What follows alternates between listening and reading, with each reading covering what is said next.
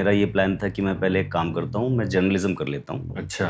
और जर्नलिज्म से मैं बनूंगा सबसे पहले टीवी एंकर। और फिर कोई डायरेक्टर मुझे देखे बोले ये तो बड़ा अच्छा लगता है यार। मुझे लगता है अगर एफटीआई में नहीं भी होता, सेकंड अटेम्प्ट में हुआ था मेरा, फर्स्ट अटेम्प्ट में लास्ट राउंड में आई कुडंट गेट थ्रू। तब तो बिल्कुल हार्ट ब्रेकिंग था, भयंकर सड़कों पे चलते हुए रोया था मैं, जैसे वो हाफ सीए में आप देखते हैं। सो बेसिक हाफ सीए का जो प्रिपरेशन वाला पार्ट है वो सारा वो एफटीआई से आया है। देखिए जनता चाह रही है कि नीरज भैया सीए बन जाएं, और नीरज भैया जो हैं वो पास होने को रेडी नहीं है। तो I was about to quit the course, क्योंकि मेरा सिलेक्शन के बाद भी मेरे पास फीस नहीं थी पूरी। Crime petrol was the first thing that I got यहाँ पे आने के बाद। मैंने इससे पहले ऑडिशंस भी दिए थे, टीवीएफ के साथ कौन काम नहीं करना चाहता। एस्पिरेंट वाला जो संदीप भैया का है कैरेक्टर वो दिया था। और फिर जब आपको एक्टिंग पढ़ाई भी जाती है तो उस टाइम पर भी अच्छी और बुरी एक्टिंग जो है उसका एग्जाम्पल भी दिया जाता है ना। बुरी एक्टिंग का एग्जाम्पल टेलीविजन दिखाते थे। Hello and welcome to the comment section. मेरा नाम है अब्बास। अगर मैं आपको पूछूं कि फिज़िक्स में और एक्टिंग में क्या सिमिलैरिटी है तो आप शायद थोड़ा कंफ्यूज हो जाएंगे, लेकिन सिमिलैरिटी ये है कि मैंने कॉलेज में फ़िज़िक्स समझने की बहुत एक्टिंग की है। लेकिन आज हमारे जो गेस्ट हैं ज्ञानेंद्र त्रिपाठी जी, उन्होंने फ़िज़िक्स भी पढ़ी है, एक्टिंग भी पढ़ी है और दोनों में अपना कमाल दिखाया है। भोपाल से निकले, एफटीआई तक पहुँचे और अब मुंबई में अपना कमाल दिखा रहे हैं, छोटे पर्दे पर, बड़े पर्दे पर, हर जगह। आपने उन्हें हाफ सीए सीज़न 1 में देखा होगा और बहुत जल्द हाफ सीए सीज़न 2 में भी देखेंगे। इनकी बहुत दिलचस्प कहानी है। चलिए बात करते हैं ज्ञानेंद्र त्रिपाठी से। Gyanendra ji, welcome to the comment section. आपने हमें समय दिया उसके लिए बहुत बहुत शुक्रिया। मैं शुरू से शुरुआत करना चाहूँगा। आप पले बड़े हैं भोपाल में, भोपाल शहर में जी। भोपाल के बारे में हमको ज़रा बताइए। How was it growing up in that town for you? वाह, अब्बास भाई भोपाल बहुत सुंदर जगह है। जैसे कि जो लोग भी वहाँ जाते हैं वो लोग ये तो मुझसे कहते हैं कि बड़ा सुंदर शहर है तुम्हारा जी।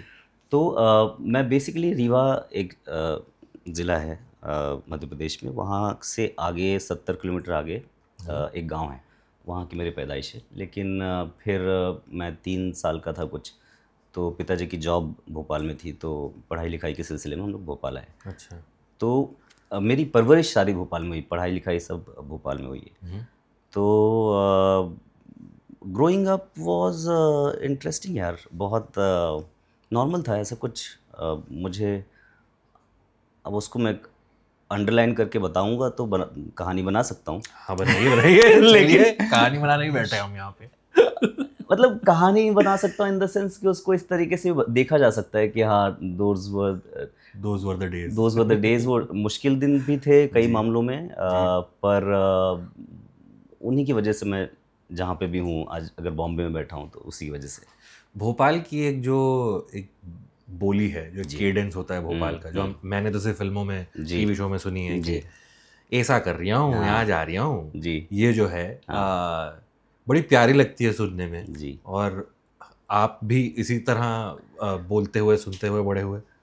सुना बहुत है जी, लेकिन क्यों मेरी भाषा में नहीं आया, क्योंकि एक तो हम लोग जो घर में भाषा में जो बात करते थे वो या तो बघेली होती थी, बघेलखंडी। अच्छा।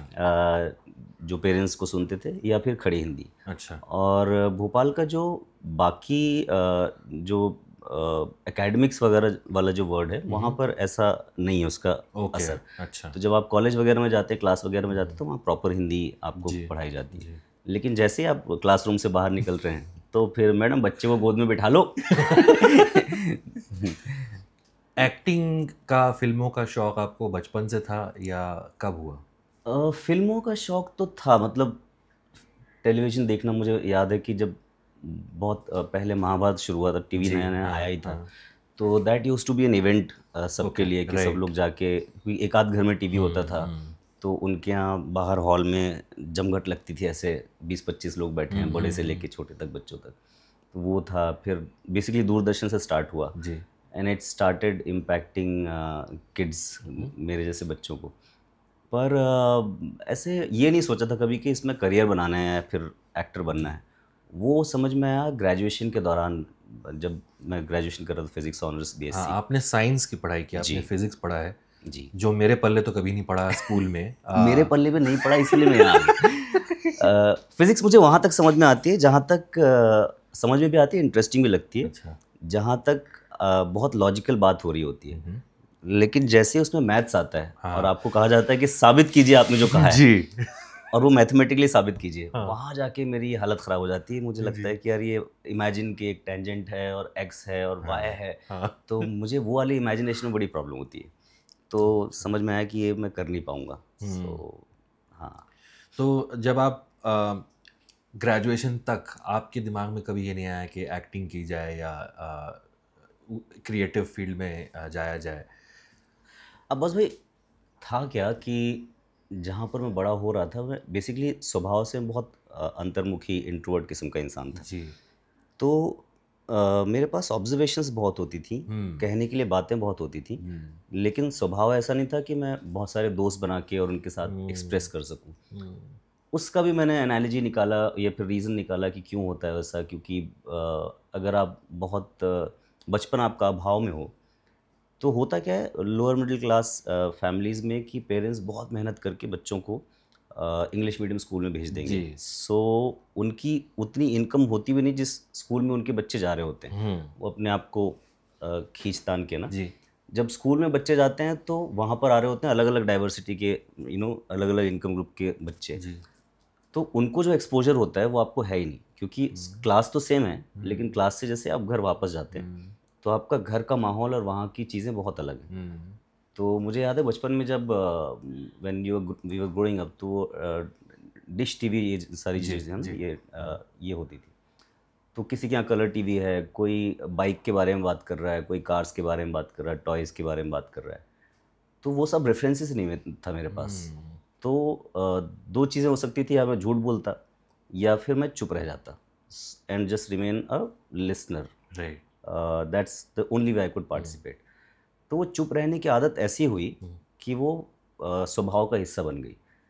तो लेकिन दिखता सब था, समझ में सब आता था। फिर जब मैं कॉलेज में गया तब भी हो रहा, लेकिन कॉलेज में सब लकीली मुझे वो रैगिंग के नाम पे, फिर इंट्रोडक्शन के नाम पे जो सीनियर्स थे उन्होंने कुछ कुछ मुझे करने के लिए कहा कि just to break the ice की सिचुएशन दी और मुझे परफॉर्म करने के लिए कहा। तो क्योंकि वो एक नकली परफॉर्मेंस, मतलब एक सिचुएशन थी, वहाँ पर मैं I could open up and suddenly I had a voice, I had an identity and लोग मुझे जानते थे किसी स्किल की वजह से। अदरवाइज अगर आपको जानना है या फिर एक्नॉलेज होना है तो आप किस गाड़ी से उतर रहे हैं, कहाँ पे आपका घर है, ये सारी चीज़ें इम्पोर्टेंट लगती थी उस वक्त। जी। तो एक्टिंग से मुझे वो मिला कि मुझे वो इस वजह से मैं शायद इस तरफ आया।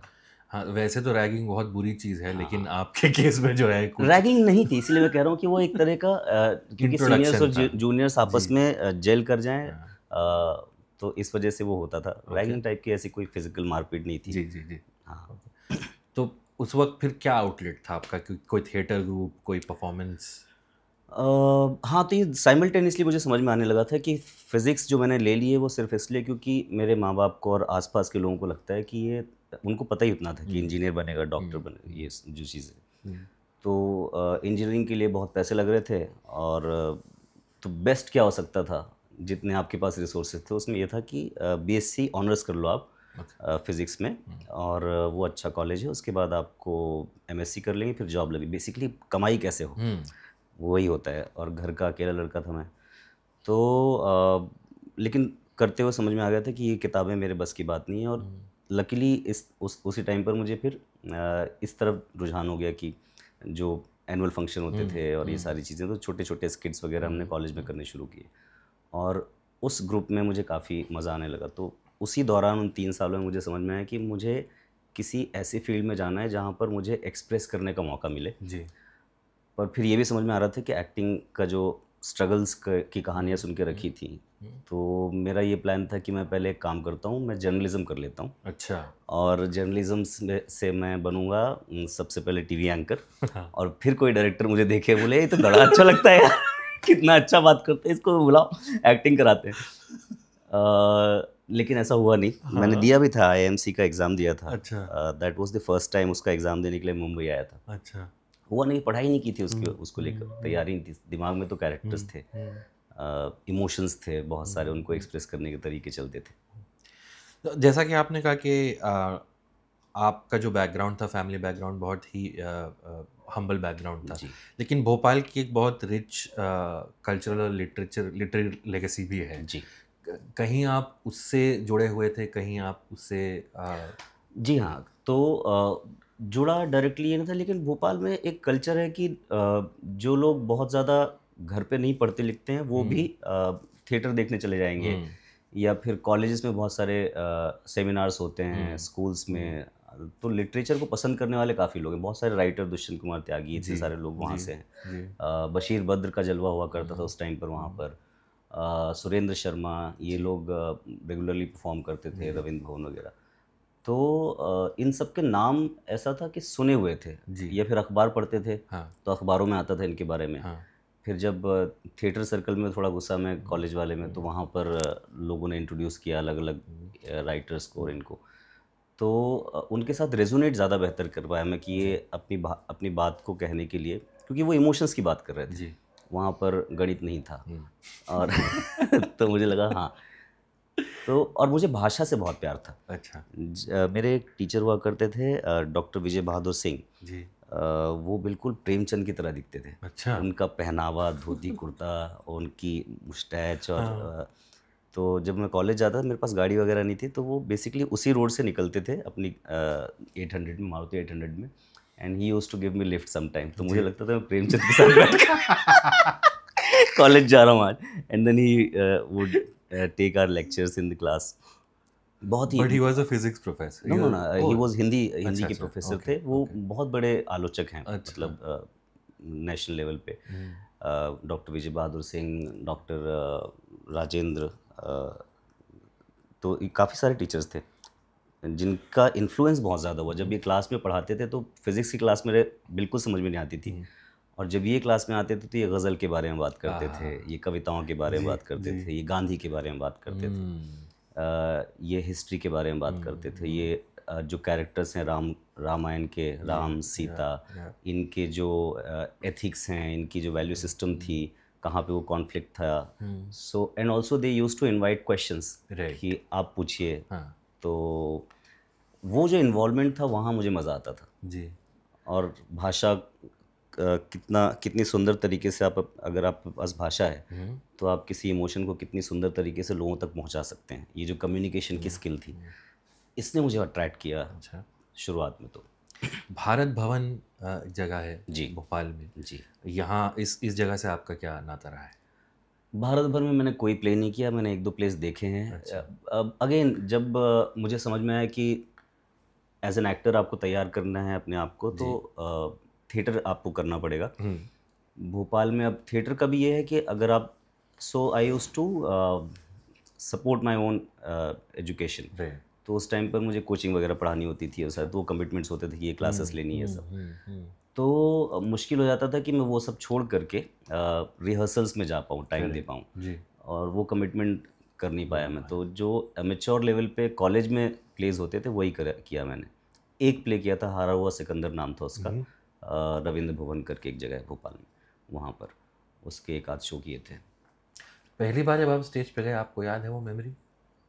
पहली बार तो बहुत बचपन में स्कूल में कोई स्किट था, उसमें गया था, हल्की फुल्की मेमोरी। कई बार ये होता है कि एक्टर कहते हैं कि पहली बार मैं स्टेज पे गया, बस वो तालियों की गूंज जो थी वो बस गई हमारे दिल में, फिर हम उसी को चेस करते रहे अपनी पूरी ज़िंदगी। नहीं, ये धीरे धीरे हुआ मेरे साथ। ये धीरे धीरे हुआ जब मैंने पहली बार कॉलेज के स्टेज में गया था एनुअल फंक्शन में, तब सो बेसिकली जब आपको बेसिकली आइडेंटिटी जो है ना, आपको एक्नॉलेज करने लगते हैं लोग। क्लास में अगर आपके पास मार्क्स नहीं है, आप को सवालों के जवाब नहीं पता है, तो आपकी आइडेंटिटी नहीं है, आप सबसे पीछे बैठते हैं, छुपते रहते हैं कि मेरे ऊपर नज़र ना पड़ जाए। वो पहचान आपको मिलती है किसी और वजह से, तो बस आपको समझ में आता है अच्छा मेरी जगह तो ये है जी, मुझे यहाँ पर होना चाहिए। तो वो ग्रेजुअल प्रोसेस थी, वो एक दिन में ऐसा नहीं हुआ। अच्छा। हाँ। स्पोर्ट्स में कोई रुचि थी आपकी इस समय? नहीं अब्बास भाई, स्पोर्ट्स में रुचि मतलब मैं क्रिकेट बहुत देखना पसंद करता था। खेलने में अच्छा नहीं था, तो मैं जब जाता भी था जी, एक तो माहौल मुझे याद है कि जहाँ हम लोग बड़े हो रहे थे वहाँ पर माहौल बहुत अच्छा नहीं था। ओके। तो मम्मी उस चक्कर में ना बहुत पाबंदियां लगा के रखती थी कि अच्छा। पतंग नहीं उड़ाना। चीज़ें माहौल बहुत अच्छा नहीं था, यानी कि माहौल इन बदमाश द बन सेंस जाओगे। मतलब बच्चों का जो है आसपास अच्छा, ओके। वो जो था, तो उनको लगता था कि ये सारी चीज़ें सीख जाएगा अगर उनके हाँ, साथ हाँ, घूमेगा, हाँ। जो इवेंचुअली मैं सीख गया उनके बिना भी। लेकिन अब उस टाइम पर उनका दबदबा था, तो वो जी। कहती थी कि यार कंचे नहीं खेलना, पतंग नहीं उड़ाना, क्रिकेट खेलने नहीं जाना, हाँ, ये कोई तरीका है कि सुबह गए शाम को हाँ। लौट रहे हैं, ये बच्चे अच्छे नहीं होते, वो सारी चीज़ें उनका हुँ, अपनी समझ जो भी थी। हुँ।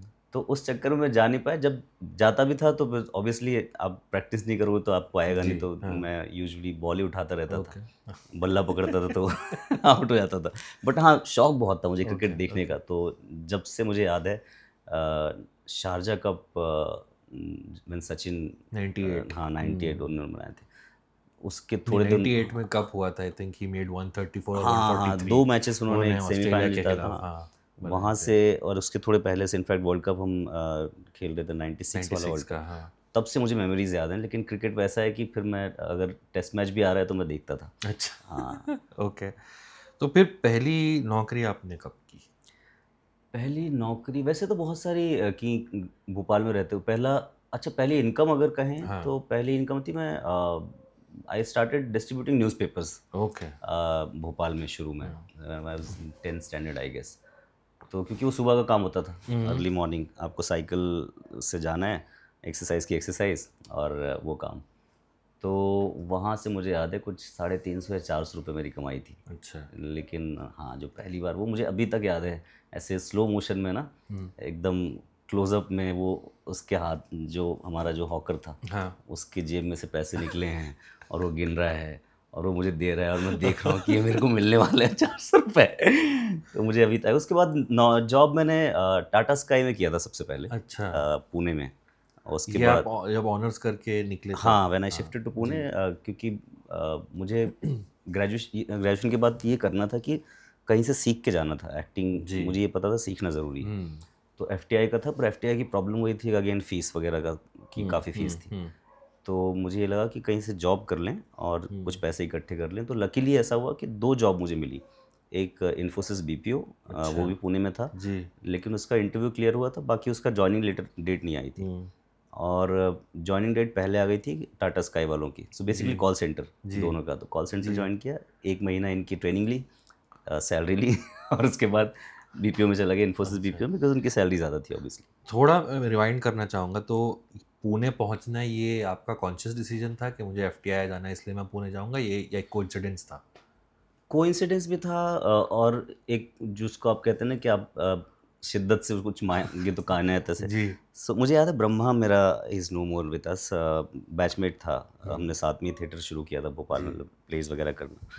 तो जब वो लास्ट ईयर आता है कि अब फाइनल ईयर है, now hmm, everybody has to decide कि हुँ, आगे आप क्या करोगे ग्रेजुएशन के बाद। हुँ। तो कोई एमबीए के लिए फॉर्म भर रहा है, कोई एमसीए करेगा, किसी को पीएचडी करनी है, किसी जी। को आगे जाना है, एमएससी करनी है, या फिर दूसरे अलग-अलग फ़ील्ड्स में। तो मुझे तब तक समझ में तो आ गया था कि मुझे एक्टिंग करनी है, लेकिन एक्टिंग के लिए फिर 2 जगह थी, या तो एनएसडी या एफटीआई। हुँ, एनएसडी में कंडीशन ये थी कि आपने कम से कम 5-6 प्ले किए हों, तब आप अप्लाई कर सकते हैं। हुँ। और झूठ बोलने की मेरे अंदर हिम्मत नहीं थी, तो मैंने कहा कि नहीं, यहाँ तो नहीं हो सकता, कि नहीं किए थे मैंने। एफटीआई का ये था कि उसके जो एलुमनाई थे, हुँ, उनका नाम बहुत अपीलिंग था कि भई यहाँ से इतने सारे लोग पास आउट हुए हैं, इन जी। सबको काम मिला है, हुँ, तो अगर यहाँ से सीख गए तो आपको हो सकता है हुँ, काम मिल जाए। तो एक वो वजह थी, पर वही है कि समझ में आया कि इसका फ़ीस काफ़ी ज़्यादा था उस टाइम पर।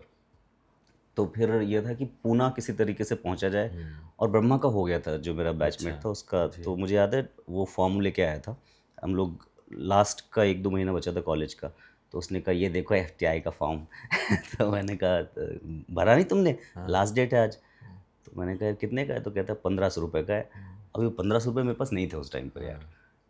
तो फिर और ये भी था कि 1500 में कहीं से जुगाड़ कर भी लूँ, जी। वो तो बाकी जो 1.5 लाख फ़ीस है वो कहाँ से दोगे आप? Hmm, then I decided to wait and make some money, hmm, do some job, hmm, और फिर एफटीआई जाना। तो इत्तेफाक से मेरा जो 2 जॉब मिली वो पुणे की मिली। जी। सो मेरा ये था कि चलो पहला कदम पुणे तो पहुँचे, वहाँ से फिर एफटीआई चले जाएँगे। हाँ। So that's how it happened. Through out your journey मुझे ये सेंस मिल रहा है कि आप वो बुक मार्क करते गए कि हाँ ये मैं अभी नहीं कर सकता, ये मैं आगे जाके हाँ। करूँगा। Was it a conscious decision या ये बस होते गया उस वक्त जितना पॉसिबल था बेस्ट था वो कर रहा था जी। क्योंकि बहुत सारी चीज़ें आपको बाकी भी चीज़ों को ख्याल रखना था ना कि घर चलाना है। घर का और फिर फैमिली का, वो सारी चीज़ें। तो उस हिसाब से मैं देख रहा था कि इस वक्त पर बेस्ट मैं क्या कर सकता हूँ। जी। ओके। और एक सुपर ऑब्जेक्टिव था कि एफटीआई पहुँचना है मुझे, इंस्टीट्यूट जाना है, वहाँ से सीखना है, क्योंकि बिना सीखे मैं नहीं जाना चाहता था। समहाउ ये समझ में आ गया था। कभी ये डर था कि एज बहुत हो जाएगी या टाइम निकल जाएगा जब तक मैं वहाँ पहुँचूँगा, will it be too late? नहीं, मुझे एक्टिंग करनी थी। मुझे ऐसा नहीं था कि मुझे हीरो बनना है या फिर मुझे एक्टिंग करनी थी जी। ये बहुत ज़्यादा शिद्दत से मेरी चाहत थी कि मैं एक्टिंग करना चाहता था, यही प्रोफेशन, यही काम करना चाहता था। तो मुझे लगता है अगर एफटीआई में नहीं भी होता, जैसे सेकंड अटेम्प्ट में हुआ था मेरा, फर्स्ट अटेम्प्ट में लास्ट राउंड में आई कुडंट गेट थ्रू। तब तो बिल्कुल हार्ट ब्रेकिंग था, भयंकर सड़कों पे चलते हुए रोया था मैं, जैसे वो हाफ सीए में आप देखते हैं। सो बेसिक हाफ सीए का जो प्रिपरेशन वाला पार्ट है वो सारा वो एफटीआई से आया है।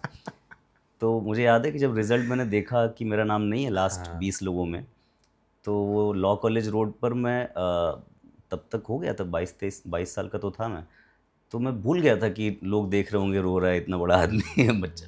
मैं रोया, दहाड़े मार के रोया। लेकिन फिर सेकंड अटेम्प्ट में मेरा ये होता है ठीक है, नहीं होता तो भी ठीक है। I was about to accept the fact, लेकिन सेकंड अटेम्प्ट में हो गया फिर, बिकॉज मैंने उतना स्टेक पे चीज़ें शायद नहीं लगाई थी and I was more free. हाँ।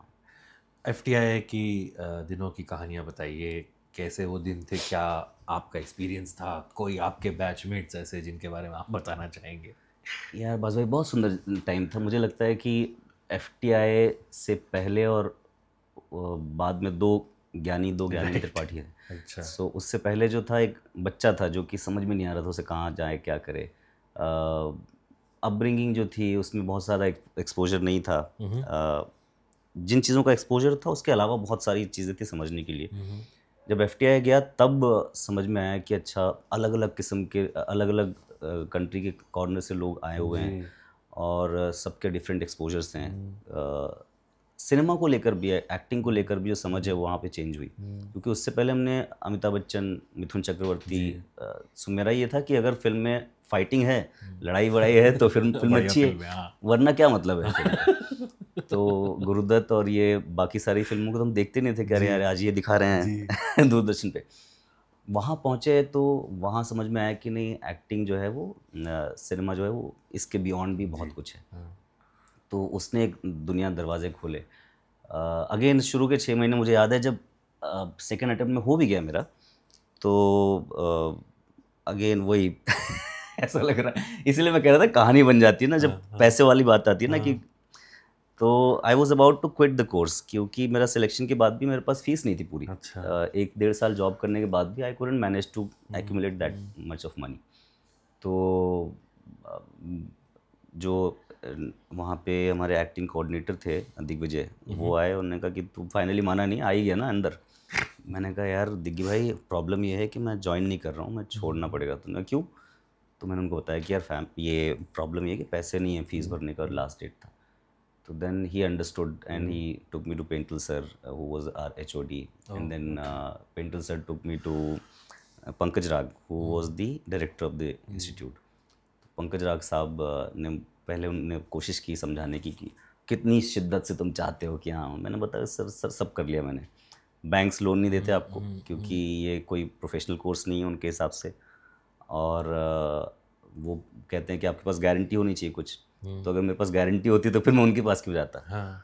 तो देन ही उन्होंने बोला कैसे करोगे फिर, ऑप्शन क्या है, मुझे कोई तो रास्ता बताओ। तो मैंने कहा एक रास्ता है कि मैं जॉब कर रहा हूँ अभी कॉल सेंटर में, मेरी रात की शिफ्ट होती है, तो for next 6 months you allow me to continue my job and then in the बाकी दिन में I can attend the classes, क्योंकि शुरू के 6 महीने जो होता है वो इंटीग्रेटेड कोर्स होता है। तो आपको एडिटिंग, बाकी सारी चीज़ें, साउंड, ये सब सिखाया जाता है। स्पेसिफिकेशन आप स्पेशलाइजेशन में जाते हो 6 महीने बाद। तो उनने कहा तो आप करेस्पॉन्डेंस से एक्टिंग कोर्स करना चाहते हैं। मैंने कहा नहीं, ये मतलब नहीं 6 महीने बाद छोड़ दूंगा मैं। तो बोले इससे तो आपको चलो फर्स्ट ईयर की फीस हो जाएगी फिर जी। मैंने कहा मुझे नहीं पता सर। फिर थोड़ा सा झूठ भी बोला, मैंने कहा कि मेरा कुछ वो ये सब है जो क्या बोलते हैं आप जब जॉब करते हैं तो इंटर्नशिप, हाँ ना some fund you is PF, हाँ पीएफ वगैरह। हाँ मैंने कहा ये सब है करके, जो था लेकिन उतना नहीं था। हाँ। But then to his credit he agreed and he said कि ओके फाइन।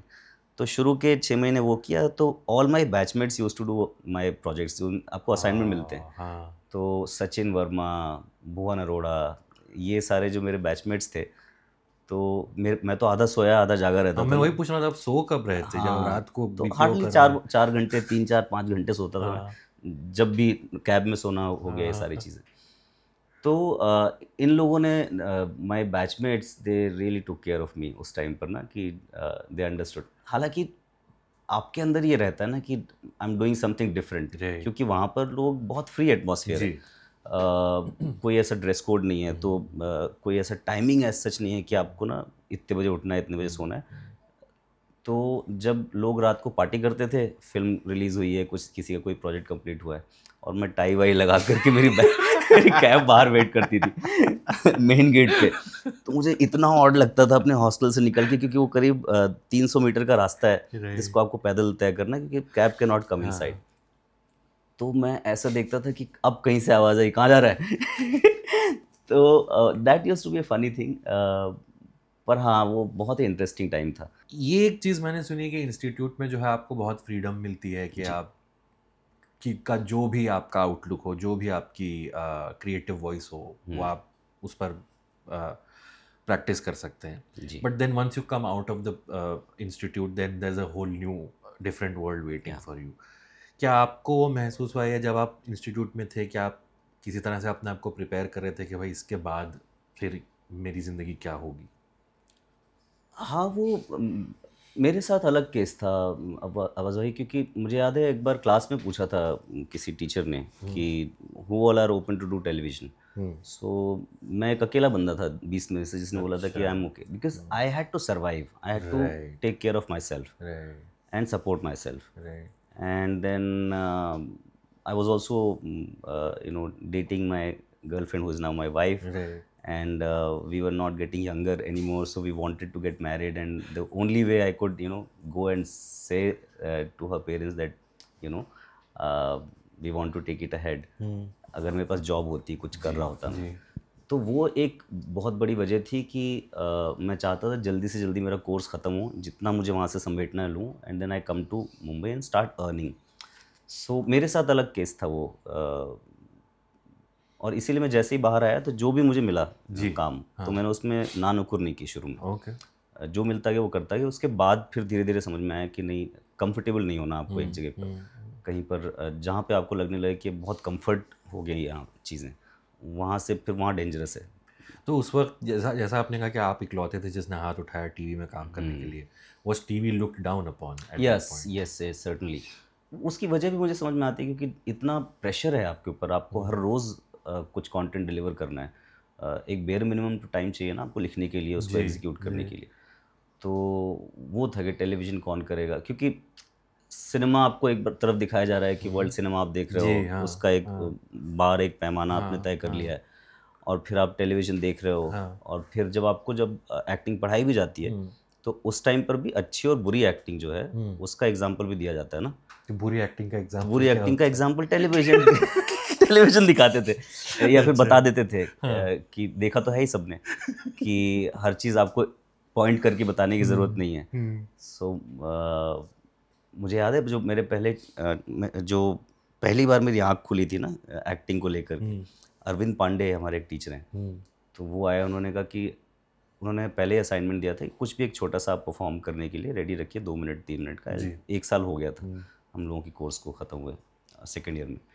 इनफैक्ट आखिरी के शायद 7-8 महीने बचे हुए थे, एंड ही केम और हम लोगों ने परफॉर्म किया वही सारी चीज़ें जो हमने सीखी थी। एंड उन्होंने जो हमारी भत उतारी है उन्होंने कहा कि मतलब ये कौन से ज़माने की एक्टिंग कर रहे हो आप लोग। और फिर then he introduced us to realism, और वो सोचने का जो तरीका है वो उन्होंने चेंज किया वहाँ से। तो हाँ, ये तो था एक्टिंग को लेकर दो वो थे कि टेलीविज़न और फिल्म। जी। फिल्म में भी है कि भाई एक पॉपुलर फिल्म है, हाँ। एक दूसरी है। हाँ तो अब मैं डायरेक्टर्स लोगों से पूछ लेता हूँ, किसी के पास जाता हूँ ना जी। किसी नए प्रोजेक्ट में, हाँ कि आप किस तरह का चाहते हैं। अच्छा do you want me to underline the emotion right. कि यहाँ उसने ये कह दिया, you want me to hold और you want me to flow, कि तेरी हिम्मत कैसे ये बोलने की, ये फिर जो भी है ना, जैसे हम लाइफ में करते हैं। मुझे मज़ा ज़्यादा आता है जब मुझे छोड़ दिया जाए कि अगर ज़िंदगी में आप किसी सिचुएशन में होते तो क्या करते। आई अंडरस्टैंड कि सिनेमा का एक अपना लिमिटेशन भी होता है, that you need a cut point and all, but still some directors manage to give you that kind of atmosphere of freedom, जहाँ और वहीं पर ना कुछ नया निकल के आता है। वरना बहुत प्रिडिक्टेबल हो जाते हैं एक्टर के रिफ्लेक्सेस, उसके परफॉर्मेंसेस जो होंगे। तो आप उठा के देख लीजिए कि उस सेम सीन को सारे एक्टर्स वैसे ही करेंगे जी। क्योंकि उनके दिमाग में कट पॉइंट चल रहा होता है और वो कि बस इतना हो गया, इसके बाद तो ख़त्म है। जबकि ज़िंदगी में हमको कट पॉइंट नहीं होते हमारे पास, हम बस बहते चले जाते हैं। जी। कट पॉइंट होता है कोई पकड़ के लेके जाता है बस कर। तो बेसिकली आप कह रहे हैं कि एक्टिंग में जब तक कोई आपको पकड़ के ऑफ कैमरा ना ले जाए तब तक आप करते हाँ हाँ, मुझे मज़ा आता है। आपने मेंशन किया कि आप डेट कर रहे थे अपनी देन गर्लफ्रेंड नाउ वाइफ, वो कहानी बताइए, आप कहाँ मिले उनसे, कैसे आपका इश्क हुआ, और इस मुकाम पे जब आप थे कि अब आपको पता नहीं है इंस्टीट्यूट से निकलने के बाद क्या होने वाला है, तो फिर क्या हुआ? यार वो she is one of the most strongest support in my life apart from my mother. और हम लोग क्लासमेट्स थे ग्रेजुएशन में। तो I was about to turn 18, she was 17 and half something, कुछ 5-6 महीने का फ़र्क था। तो वहाँ मिले एंड बहुत ऐसे कुछ उधर टाइप का मामला था कि शुरू में we were really anti of each other. हमको नहीं, मुझे लगता था बहुत एटीट्यूड है इस लड़की में, और उसको भी जो भी उसको लगता था कि बहुत एक्टिंग करता है, he is not what he pretends to be something. So धीरे धीरे हम लोग दोस्त बने और मुझे सबसे अच्छी बात ये लगी थी कि जब आप किसी अभाव या इन चीज़ों में से गुजर रहे होते हैं और आपके आसपास लोगों को पता होता है, तो यूजुअली लोग पीपल टेंड टू सिंपैथाइज ना, सिंपैथी दिखाने की कोशिश करते हैं, अरे बेचारा and all of that. She did not do that, और उसकी वजह से उनकी दोस्ती में कोई फ़र्क नहीं आया। ये एक बहुत अच्छी मुझे क्वालिटी लगी, और एंड आई फेल्ट इक्वल।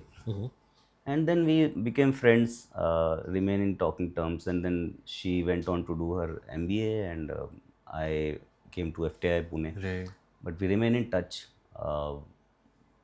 और ये ऐसा है कि धीरे धीरे आपको लगने लगा कि यार if you have to take your life and you want to spend your life with somebody, this is the person. So वैसा हुआ। इस वक्त पे कहीं ये डर था कि रिश्ता टूट जाएगा, आप पुणे में हैं, वो कहीं और है? वो डर नहीं था। डर यही था कि जब हमको फैमिलीज़ को इन्वॉल्व करना पड़ेगा, how are we going to take that, how did that go? अरे यार वो अपने आप में पूरा नाटक था यार, मतलब बाप रे। मेरे लिए तो मतलब ज़्यादा उनके लिए था, क्योंकि she had to tell her parents and convince them that I want to marry a guy who is like an actor and all, and also struggling actor. तो वो भी एक प्रॉब्लम थी। तो यार था वो अब मुझे लगता है कि lot many people are involve, so it's not nice to bring them here, but वो बहुत इंटरेस्टिंग कहानी मैं आपको अलग बताऊंगा। अच्छा, but then how did you, like, when did you come to Mumbai and I came to Mumbai just after finishing my FTI course 2011 when the World Cup was happening at that time.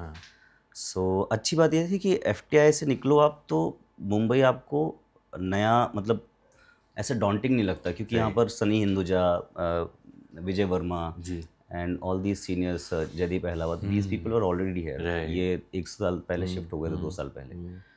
तो इनके साथ हम world cup देखते थे, और जैसे college में था वैसे ही यहाँ पे था। धीरे धीरे समझ में आया कि नहीं, अब ये बहुत वर्ल्ड कप ख़त्म होगा उसके बाद ज़िंदगी में भी आना है आपको।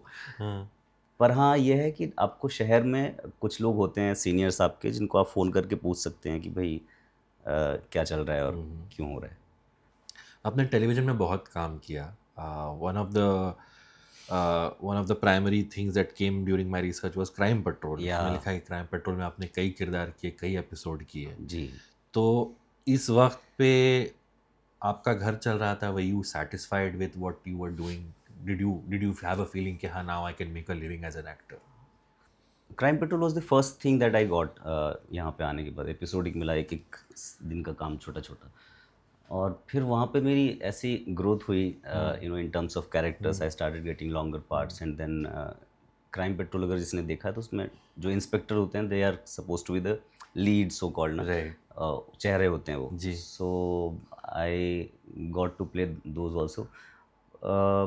3-4 साल मैंने खूब किया उसे, और पहली गाड़ी भी मैंने उसी से ली थी, वो मुझे याद है। लेकिन फिर धीरे धीरे मुझे लगने लगा कि मैं बहुत, अब कोई भी आप एक ही अगर काम कर रहे हो ना, तो राइटर एक ही हैं, मेकर्स एक ही हैं, उसका एक फॉर्मेट होता है हर चीज़ का।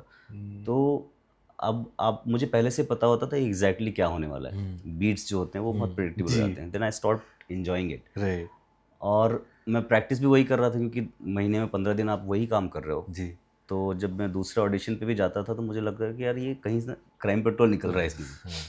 And I was dissatisfied, I started getting थोड़ा सा कि यार ये सही नहीं है। एंड आई वॉज यंग, मतलब ऐसा भी नहीं था कि भाई मेरे पास बहुत रिस्पॉन्सिबिलिटीज़ थी। जी। Wife has been always very supportive and she was taking care of things.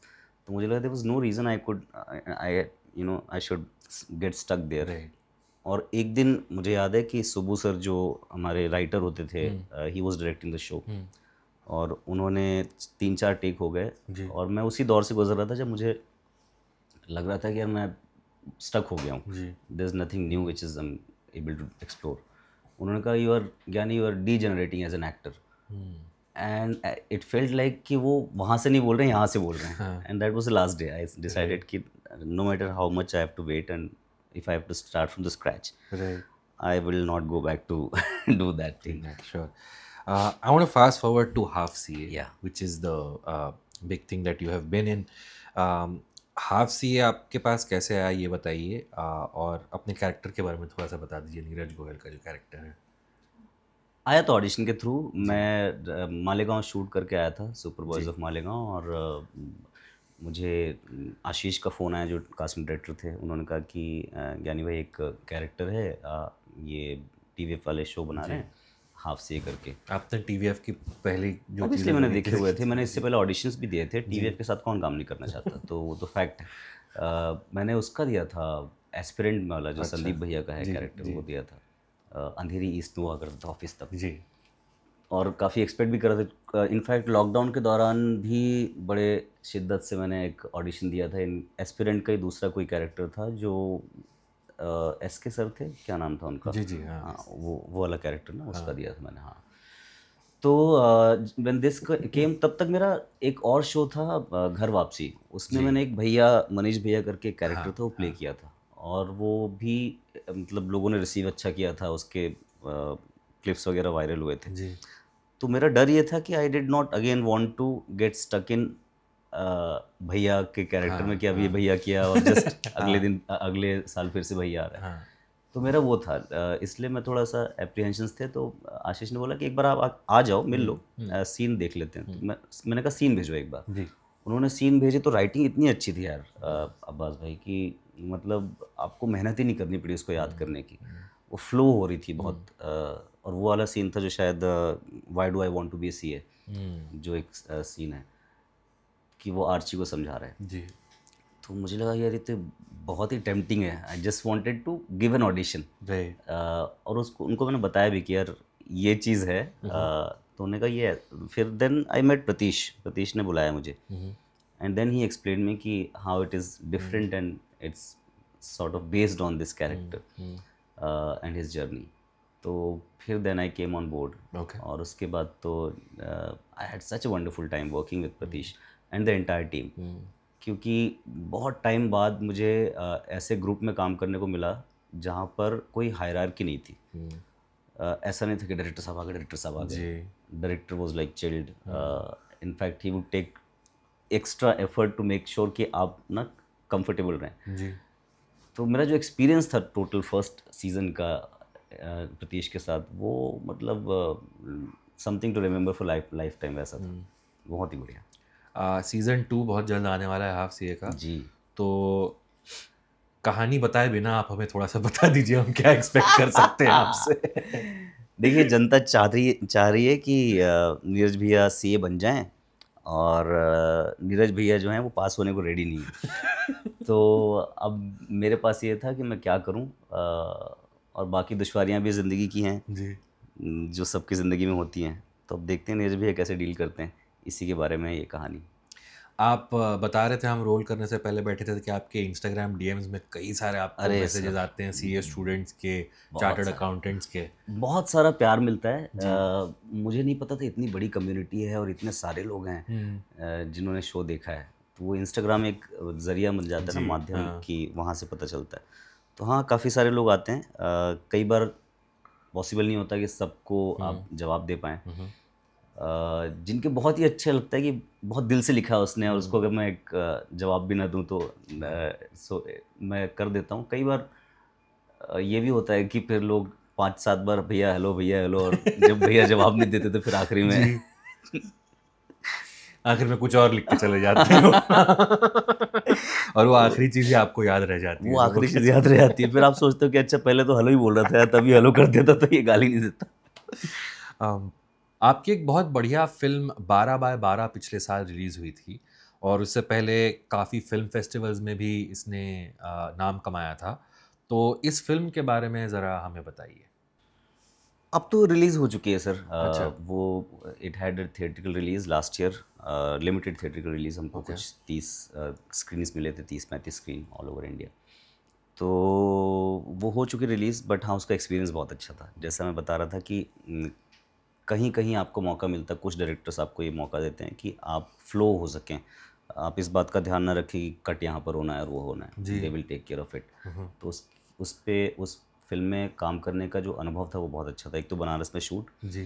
वहाँ पर रहकर, और गौरव मदान जो उसके डायरेक्टर हैं, बहुत ही बेहतरीन director, at least specially for actors. जो आपके सेट तौर तरीके हैं एक्सप्रेस करने के, he challenges those things and ask you to remain as normal as आप कहीं पर भी खड़े हो जाएं और अपनी गर्दन घुमा के देखें 4-5 लोगों को, उनकी जो बॉडी लैंग्वेज है उसको वो चाहिए। अच्छा। और हमारी आदत है ड्रामा दिखाओ भाई, जी, मतलब हाँ, मैं जब कर तो करूँगा नहीं। हाँ। एंड ही वुड से कि नहीं, मुझे ये ड्रामा चाहिए, ये जो आपकी नज़रों में दिख रहा है, which was very interesting. So now you have worked across mediums, short films, TV, film, streaming. जी। आपने जैसा बताया कि वो FTI वाली क्लास में आप इकलौते थे जिसको टीवी में काम करना में कोई हर्ज नहीं था। जी। अब जब आप देखते हैं तो क्या आप फील करते हैं जो जिस तरह से एडवांसमेंट हुआ है प्लेटफॉर्म्स में, क्या आज भी फिल्में जो हैं वो पीक पर हैं, टीवी जो है वो कमतर है, या टीवी जो है अब स्ट्रीमिंग की वजह से वो कहीं एक उसी दर्जे पे आ गया जो हाँ फिल्में हुआ करती थी? कैसे आप देखते हैं एज एन एक्टर?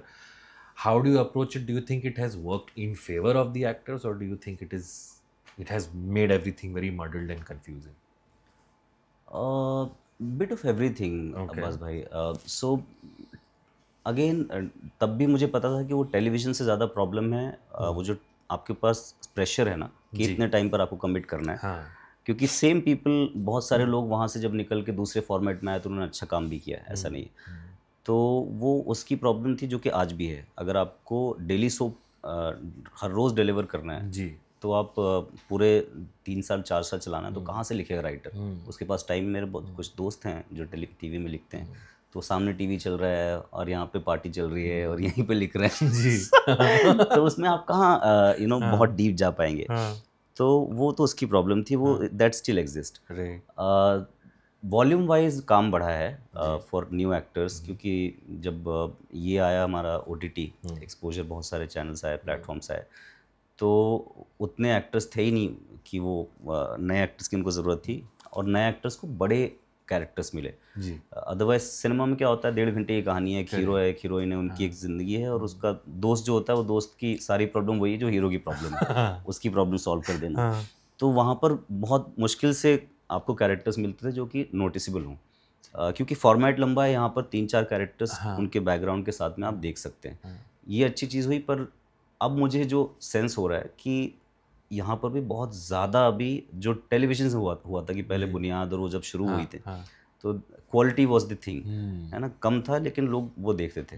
फिर ये हुआ कि यार इसमें तो बहुत पैसे हैं या फिर अपॉर्चुनिटी है, तो उसका क्वांटिटी बहुत बढ़ गया, and then quality got compromise. I think same thing is has started to happen in OTT space also. तो अभी हम लोग थोड़े we are still figuring out हम कहाँ जाएंगे। ओके। मैं आपसे पूछना भूल गया, जब आप मुंबई आए थे in the early days, who were you living with, how were you sustaining in Mumbai? मैं मेरे एक सीनियर हैं पितुबाश त्रिपाठी, एक्टर हैं वो अच्छा। भी, बहुत अच्छे एक्टर हैं, तो उनको मैंने फ़ोन किया था। वो एफटीआई आए थे थोड़े दिनों, मतलब मेरे वहाँ से निकलने से पहले। जी। तो मैंने कहा कि मुझे बॉम्बे आना है, शिफ्ट होना है। तो उन्होंने बोला एक वक्त पे 2 टांगे, एक बॉम्बे एक पूना मत रख, यहाँ पर है यहाँ पढ़, हाँ। और जब आना होगा तो फ़ोन कर देना। हाँ। तो मैंने फ़ोन किया कि पितू भाई मुझे शिफ्ट होना है। आजा सामान लेके आजा कितना सामान है तेरे पास? मैंने कहा एक सूटकेस और क्या था ही क्या उस टाइम पर। तो देन आई शिफ्टेड। वहाँ पे चार लोग ऑलरेडी रहते थे, बिकॉज पीतू भाई यूज टू पे ज़्यादा रेंट, तो उनका एक रूम था, बाकी हॉल में हम सब तो फन था। अच्छा। शिवम गुप्ता जो कास्टिंग डायरेक्टर हैं, जी। उनके साथ भी आप शायद कभी रहे हैं, रूम शेयर किया है, ऐसा मुझे किसी ने बताया था। वो मेरे बहुत अच्छे दोस्त हैं जी। और Shivam is one of those people in casting जिन्होंने बहुत ट्रस्ट मेरे ऊपर दिया। 12/12 उन्होंने मुझे कास्ट किया था। हाँ। तो ये बड़ी बात होती है कि किसी एक्टर को जिसका अभी तक की कोई बैकग्राउंड ऐसा नहीं है, जी। उसको लीड में टेस्ट करना और उसको वो अपॉर्चुनिटी देना, so that credit goes to Shivam. और शिवम के साथ बाकी हमने बहुत टाइम स्पेंड किया है, बिकॉज वी आर फ्रेंड्स, तो वो उस तरीके से। ओके। आखिरी कुछ सवाल मैं पूछना चाहूँगा। तो इतनी जो जर्नी हुई, जैसा आपने कहा कि कई बार आपको पता भी नहीं था आप कैसे मैनेज करेंगे, पर आप चीज़ों में कूद गए। जी। एफटीआई की फ़ीस नहीं है, फिर भी आपने you made ends meet, Mumbai आए। इन सब के दौरान कोई इंसान अपना हौसला कैसे बनाए रखता है कि भाई नहीं, जो मैं चाहता हूँ वो होगा? बस भाई 2 चीज़ हैं मुझे लगता है कि एक तो अगर आपके पास चॉइस है लौट जाने की, कोई जगह है, कोई बिज़नेस है, कोई धंधा है, कोई घर है जहाँ आप चले जाना चाहें, अगर मुश्किल आए तो आप लौट जाएंगे, वो है तो शायद आप लौट जाएं। मेरे पास वो था नहीं, तो मुझे नहीं पता ये क्रेडिट मैं अपने आप को दूं कि नहीं दूं, ये मेरी बहादुरी है या मेरे पास ऑप्शन नहीं था, चॉइस नहीं थी। हाँ, थोड़ा बहुत अगर मुझे क्रेडिट जाता ही है कि मैंने छोड़ा नहीं कि मुझे यही करना है, बीच बीच में चेंज नहीं किया, स्विच नहीं किया, शिफ्ट नहीं किया। पर उसकी भी बहुत बड़ी वजह मेरी वाइफ हैं, उनका सपोर्ट है, उनका सहयोग है। कई बार यार होता क्या एक्टर्स के साथ में कि हम लोग जब थोड़े फेमस होते हैं, हमको तो एक्टर्स या फिर जो भी हूँ मैं, सचिन तेंदुलकर के बारे में सोचता था कि यार ये बंदा दुनिया भर में घूमता है ना, everybody praises him, loves him, कि सचिन सचिन सचिन, एंटायर लाखों लोग उसका नाम चिल्ला रहे हैं, लेकिन he is also got a family, है ना, उनकी भी रिस्पॉन्सिबिलिटी है, बच्चा है, छोटे पेरेंट्स हैं, एंड एक्सपेक्टेशन जो सबसे होती है उनसे भी होंगी। There is somebody who is taking care of it, his wife और his parents, they are sacrificing. तो मुझे लगता है हम लोग को तो फिर भी मौका मिल जाता है कि मैंने असल हीरोज़ वो लोग हैं जो कि शायद जिनका नाम भी लोग ना जान पाएँ, पर जिन्होंने उस वक्त पर वो छोड़ दिया, वो जो उनका हक था मुझसे मांगना, चाहे वो मेरी माँ हों, चाहे मेरे पिता हों, मेरी वाइफ हों, या फिर कुछ दोस्त हों, वक्त कि भाई, क्योंकि बहुत सेल्फिश प्रोफेशन है ये, मैं जो भी कर रहा हूँ एक तरीके से अपनी एक जो चाहत है, अपना एक सपना, उसको पूरा करने के लिए कर रहा हूँ। तो मुझे लगता है वो ज़्यादा क्रेडिट, बहुत ज़्यादा क्रेडिट उन लोगों का है जो पीछे हैं, आजू बाजू हैं, जिनके हिसाब से, जिनकी वजह से मैं चल रहा हूँ। जी। जाते जाते हमें कुछ रिकमेंडेशंस देते जाइए कि आप पोइट्री के बहुत शौकीन हैं, ऐसे कोई लेखक, ऐसी कोई किताबें, ऐसी कोई कविताएं जो आप चाहेंगे हमारे व्यूअर्स देखें, पढ़ें, जानें? यार मैं वैसे बहुत पढ़ा लिखा इंसान मैं नहीं हूँ। लेकिन हाँ, मुझे लिटरेचर का शौक़ है, तो मैं हिंदी में जो भी मिल जाता है, प्रेमचंद की कहानियाँ मिल गई, भीष्म साहनी की किताबें मिल गई, या फिर प्रेमचंद जी को तो आप मिल भी चुके हैं। हाँ, लिफ्ट दी थी उन्होंने लिफ्ट भी दी थी मुझे। तो जो नॉर्मल पॉपुलर ये हैं राइटर्स हैं, पोएट्स हैं, जी मुझे बेसिकली लैंग्वेज से प्यार है। जी। तो उनको पढ़ने के ज़रिए मुझे के हिसाब से मुझे मिलता है कि अपने आप को एक्सप्रेस करने के तरीके मिलते हैं नए-नए। तो मैं उस हिसाब से पढ़ता हूँ। और रिकमेंडेशंस तो क्या दूँ यार मैं आपको? गीत चतुर्वेदी एक लेखक हैं, जी, जी, बिल्कुल। उनके कई चीज़ें आप शेयर करते हैं सोशल मीडिया पे। जी, तो सोशल मीडिया पे क्या होता है हाँ। कि क्योंकि मेरी नज़र उस पे रहती है, हाँ, मैं बहुत हाँ। सारे पेजेस को फॉलो करता हूँ। जी तो जहाँ पे भी मुझे कुछ लैंग्वेज के लेवल पे या फिर कुछ बात के लेवल पे अच्छा लगता है, उसे मैं शेयर कर देता हूँ। ओके ये उतना ही है। जी। बहुत रिलीजियसली मैं पढ़ता हूँ, अगर मैं कहूँ तो मैं झूठ बोल रहा हूँ। ऐसा नहीं है। लेकिन पोएट्री मुझे पसंद है, क्योंकि again it trains my sense of rhythm, Right. Beat. मेरी जो शब्दावली है वो बेहतर होती है। तो कोई ऐसा फेवरेट नहीं है। Okay. लेकिन मोस्ट ऑफ द टाइम मैं जब यूट्यूब पे होता हूँ या फिर इन प्लेटफॉर्म से होता हूँ, तो I end up consuming some writers, his interview, his recitation. वो चाहे जावेद अख्तर हों, जॉन एलिया हों, कुमार विश्वास हों, अहमद फराज हों, कोई भी, या फिर इनके बारे में जो डिस्कशंस होते हैं। तो बेसिकली मैं किताबें कम पढ़ता हूँ, फिल्में कम देखता हूँ। मेरे जो सोर्स ऑफ इंफॉर्मेशन है, where do I get enriched from, I watch lot of interviews Okay. Randomly, Right. कि कोई कल्चर के बारे में बात कर रहा है। कोई एक चैनल मैंने ढूंढ लिया जहाँ पर जी, दो जी। लोग पढ़े लिखे ज़हीन लोग, हाँ। ये कल्चर कैसे डेवलप होता है, हाँ। हिंदुस्तान का कल्चर कैसे जी, डेवलप हुआ, जी। खाना कैसे डेवलप हुआ, या फिर पोइट्री जो है, लैंग्वेज जो है, वो कैसे डेवलप हुई, किसने क्या कंट्रीब्यूट किया, हाउ निदा फाजली एक ही बात को कैसे कहते हैं, या फिर जो दूसरे हैं बशीर बद्र साहब, वो कैसे कहते हैं। जी। तो इस तरीके से सुन के ना मेरा कुछ बेहतर हो जाता है। बाकी मैं बहुत रेगुलरली ऐसे किताब उठा के पढ़ने वाला इंसान नहीं हूँ। ठीक है। Thank you so much Gyanendra ji, आपने इतना वक्त दिया हमें। We look forward to watching you in Half CA 2 and also lots of other things that you have lined up. Thank you so much Abbas bhai, it was pleasure talking to you. और hopefully we'll see you again very soon, जब आप थोड़ी और ज़िंदगी जी लेंगे और हम थोड़ी और बतिया लेंगे हम आपके experiences। 100%। हाय हेलो नमस्कार, मेरा नाम ज्ञानेंद्र त्रिपाठी है और आप देख रहे हैं the comment section. Please like, share and subscribe.